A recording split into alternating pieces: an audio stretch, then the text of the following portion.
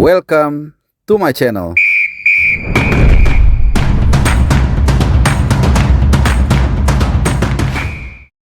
Ya, halo teman-teman semua, pecinta tim nasional Indonesia dimanapun kalian berada, khususnya yang di Jepang. Saat ini gue ada di Dotonbori bersama dengan teman-teman Garuda Jepang. Ini tempat yang sangat ramai, sangat luar biasa, dan kebetulan hari ini hari Sabtu, jadi kalian bisa dengar ada suara-suara dari kapal bot yang lewat. Karena memang di samping gue persis ini adalah sungai apalah, nggak tahu ya. Jadi teman-teman semua di sini Garuda Jepang lagi kumpul, guyup semua. Dan saat ini gue berbicara ini jam 6:30 waktu Osaka atau Jepang. Mungkin di Jakarta ini sekitar jam 4:30 sore waktu Indonesia Barat. Dan saat ini gue berbicara, skuad Garuda, tim kebanggaan kita yang baru saja menorehkan sejarah lolos ke round 4 sedang berada di udara. Nggak tahu mungkin lagi di perairan Jepang atau di mana. Yang pasti dalam beberapa jam ke depan, mungkin dalam 2 atau 3 jam ke depan, mungkin saat kalian nonton video ini, mereka sudah mendarat di bandara di Osaka tentunya. Saat ini kita masih ngumpul dulu, nanti mungkin sekitar setengah jam lagi atau mungkin 1 jam lagi masih ada cukup waktu untuk kita ngobrol-ngobrol sebentar. Nanti kita akan ke bandara, kita akan menyambut ya skuad dari pasukan Patrick Kluivert ini untuk segera menyambut pertandingan terakhir dari grup C di kualifikasi Piala Dunia 2026 round ketiga. Di pertandingan terakhir memang sudah tidak menentukan lagi, kita akan menghadapi Jepang di Suita.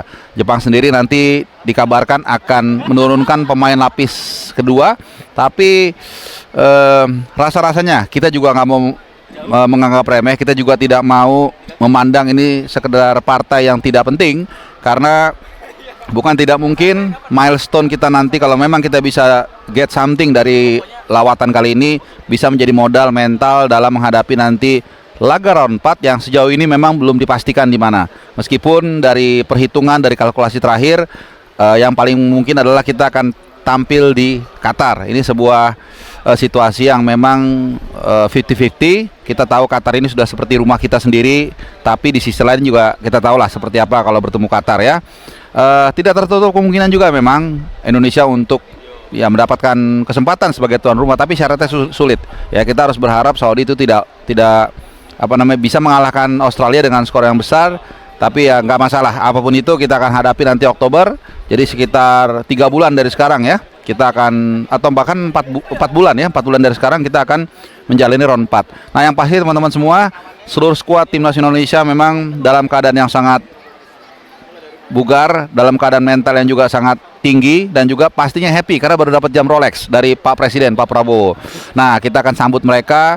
Tentunya juga kali ini dilengkapi juga oleh Marcelino Ferdinand dan juga Martin Paes yang nanti sudah available ya, tergantung pelatih apakah akan memainkan dia atau tidak. Ini tergantung juga dengan utak-atik ya, seperti apa nanti komposisi yang akan ditampilkan. Yang pasti seperti yang sering sekali gua ulas, setelah kita berhasil lolos round 4, kita nggak akan mungkin turun dengan pemain cadangan semua ya, itu hampir nggak mungkin. Tapi mungkin ada 1-2 seperti Dean James, mungkin juga Kevin Dix, atau bahkan pemain lainnya, mungkin pemain Liga 1 ya, yang akan diberikan kesempatan pada laga yang akan berlangsung 3 hari dari sekarang. Nah, teman-teman semua, kita nggak sabar semua menantikan pertandingan yang seru ini. Pertandingan yang di pertandingan pertama kita kalah 4-0 di Gelora Bung Karno, kita semua masih ingat. Tapi tentunya kali ini kita datang dengan kekuatan yang lebih baik. Ya, sudah banyak pemain yang nambah setelah kita kalah dari Jepang bulan November lalu. Ya, setelah kita atau sebelum kita menghadapi Arab Saudi. Dan kita berharap kita bisa mendapatkan sesuatu. Ya, kita berharap minimal seri lah. Ini pasti ada di benak semua orang Indonesia, agar kita bisa bukan hanya membangkitkan mental para pemain dalam menyambut nanti bulan Oktober round 4, tapi juga ini ada kaitannya dengan ranking FIFA. Karena ranking FIFA kita setelah kemarin mengalahkan China dengan skor 1-0 melalui gol Aurelio Romli, ranking FIFA kita naik ya dari 123 atau 125 lah seperti itu, naik jadi 117. Nah, kalau seandainya kita bisa imbang lawan Jepang, apalagi syukur-syukur kita bisa mengalahkan Jepang, wah ini poinnya pasti lebih besar lagi, dan artinya poin kita bisa merangkak lebih besar lagi untuk naik, untuk lebih baik. Tentunya banyak manfaat yang bisa kita ambil kalau kita bisa memperbaiki peringkat kita di ranking FIFA yang setelah ini nanti akan dikeluarkan. Nah, teman-teman, bukan hanya kita akan menyambut para pemain punggawa Garuda yang saat ini juga sedang menaik Garuda Airlines, tapi juga kita akan ikuti dari dekat.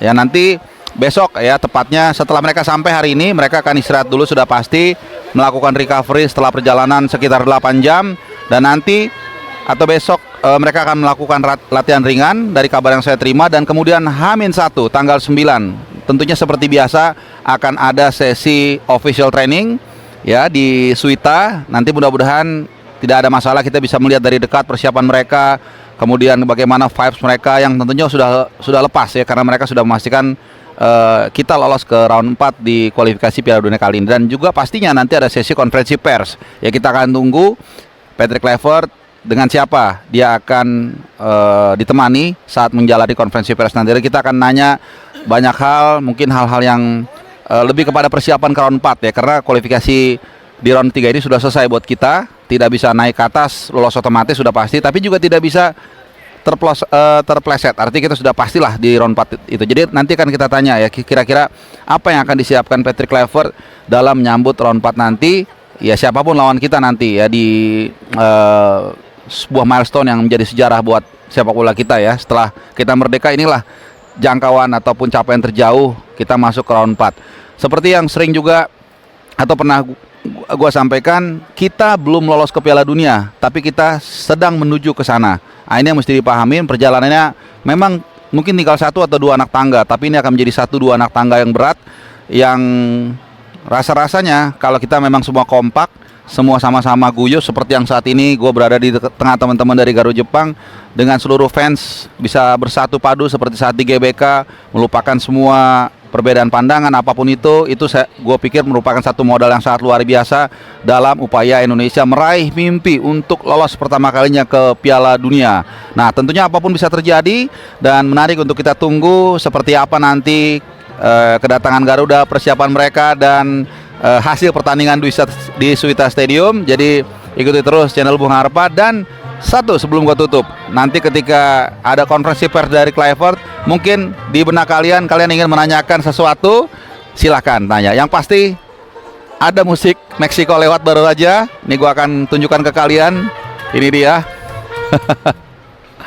Ya, ini di pinggir sungai Downtown Buri, dan juga sedang bersama teman-teman ada Domi. Halo Domi. Dia lagi mencari apa Anda? Yang hilang? Cari jejak yang hilang. Jejak yang hilang. Boleh ditunjukkan siapa? Jadi saya kehilangan kakek saya, Pak. Oh gitu. Ini Bapak. Mungkin ada yang kenal? Bapak mungkin ada yang tahu ya, nih kakek saya hilang di sini di Jepang. Jadi kita baru mau nyari kakek saya, cuman sudah 40 tahun nggak ketemu. Oh gitu. Dicari. Oh, ya udah, kita berharap supaya dia ketemu, tapi jangan melakukan yang enggak ya. Oke, thank you semua, dan ini adalah teman-teman Garuda Jepang. Halo, nggak apa-apa, duduk aja santai. Oke, thank you ya. Ini luar biasa. Jadi kita selalu ada di mana-mana. Ada di Qatar, ada di Australia, dan kali ini teman-teman dari Garuda. Woi. Oke, semua thank you ya. Thank you, see you. Bye.